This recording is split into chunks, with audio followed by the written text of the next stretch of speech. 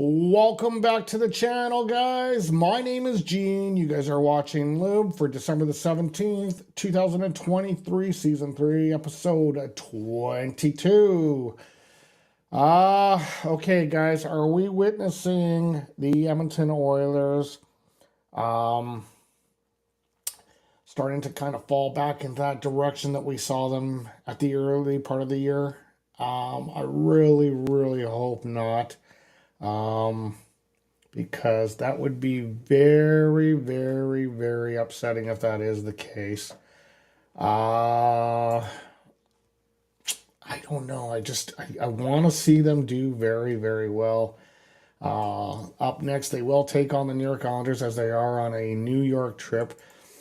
Currently, the Edmonton Oilers, though, are sitting, the slow ticker here, but sitting 6th in the Pacific, 13th in the West, 5 points out of a playoff spot. So you can see that they've lost a little bit of ground over these last two losses.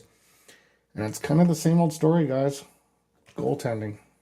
Goaltending. In both games, it was just not enough of efforts out of both Picard and Skinner. They need to address this situation one way or another by either bringing in another tender or bringing in or getting a different coach.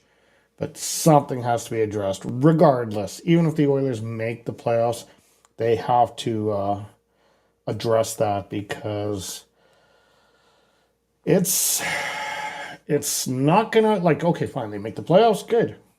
What are they going to do in the playoffs? If they don't have a goaltender, what are they exactly going to do in the playoffs? It's going to be, oh, well, we did a few. We made it one past one round, maybe, and then they're going to get crushed by either Colorado or Dallas or Vegas or whoever. They need to get a tender. It's 100%. They've been playing very good defensively. They kind of went and slipped back into some old habits in the last couple games, and they need to kind of get back to being confident. I think confidence is huge, actually. I'm starting to really see that because once that confidence slips out of this team, they're not a very good team anymore. So we'll see. We'll see what happens going forward. But like I say, guys, this really is something that boils down to the goaltending. They need to address this situation 100%. Get Marslikins, get somebody in there to make this team competitive again. Like, it's getting to a point where it's like, it's such a, I'm not going to lose faith twice in one season. I am not. I believe that they will make the playoffs, and I'm going to go ride or die right until April. I am not going to do it twice in one season that they're not going to make the playoffs. But they really need to address this goaltender situation. Let's hope that they do it soon, because it's just, Stuart Skinner's a great goalie, but he's not a number one. He's a good backup goalie, 100%. Give him that. But he's not a number one. Calvin Picard, I mean, he's already, 31 years old. He's just a goalie that's just not good enough to be in the NHL. And if he is, would be 100% a designated backup. It boils down to the same old song and dance, goaltending. Goaltending. So hopefully they can address this, because that's going to be their Achilles heel for the rest of the season, and it's going to be the reason why they go only one round in the playoffs if they get there, which I believe they will. I'm not giving up. Not going to do it twice in 1 year, but they need to address the goaltending 100%. Okay, so let's get into the Florida Panthers game yesterday that took place. It just wasn't a very well played game. Lots of mistakes. So right now, all 4 games against the Florida Panthers are basically losses.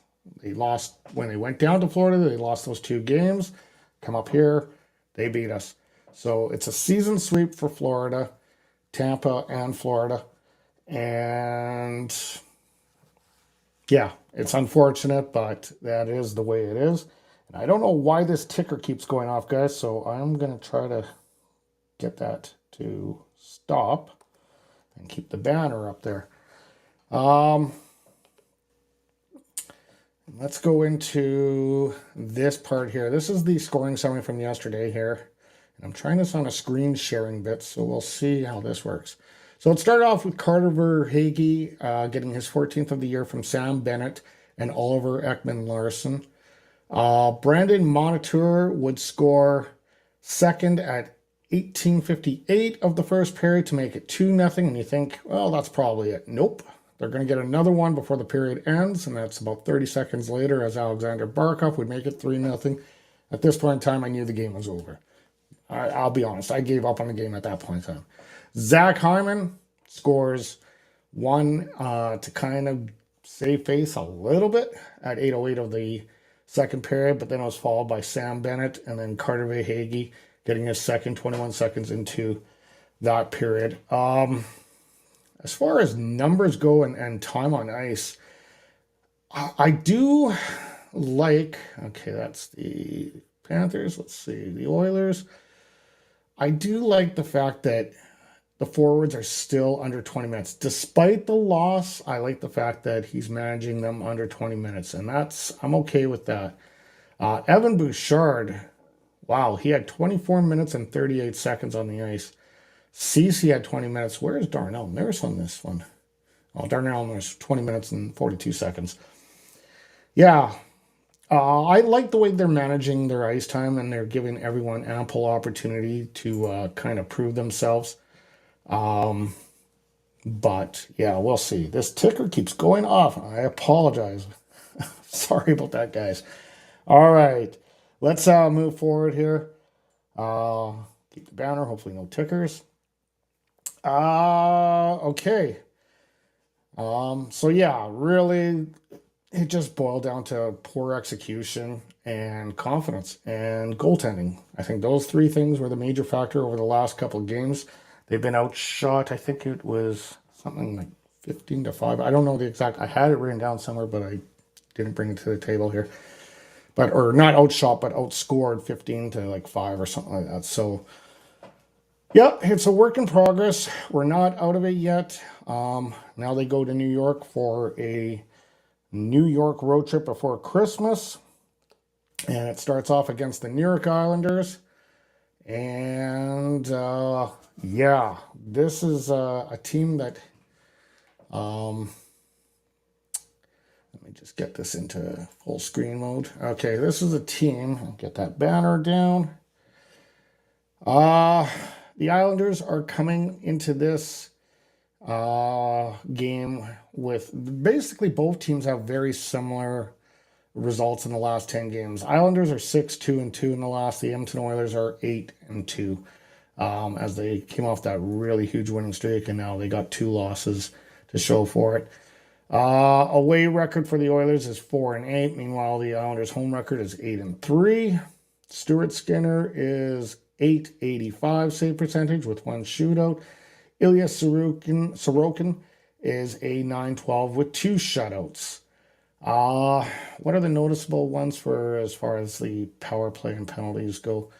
What are the numbers that really stand out here? I guess the Oilers are better at shooting.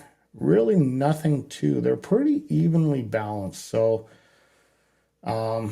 it could be an interesting game. This is also the same New York Islander team that Chris Knobloch coached his first Edmonton Oilers game when they came through to Edmonton. And ironically enough, it was Woodcroft's first team that he placed when he was hired after they fired Tippett. So there's a little bit of history with the Islanders, not to mention some Stanley Cup history going back to the 80s as they defeated them for the Stanley Cup for their first Stanley Cup. So yeah.